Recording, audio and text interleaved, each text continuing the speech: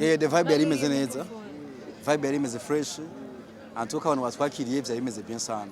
Sinzi rero abantu babibonye nibo bashaka kuvuga yuko byagenze neza cyane ariko twe kuri twebwe yari vibe irenze kuko nta giteramo kigera tunaniye. Yes, yari vibe inshuro zine yari vibe. Uri the kick made a boom. Let's go.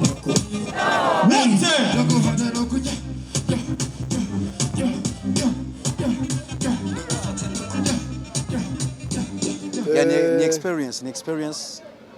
Yeni ibintu bishika gake kandi ibintu bidashikira bose. Abantu bari kuri afishe si bose abasani bose mu Burundi.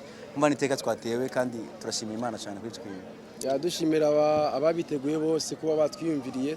Kuba biyumviye kuri Trey na Rappy boy nuko babonye ko tubishoboye kandi twagerageza ibishoboka byose twatanze vibe ibintu ni fresh.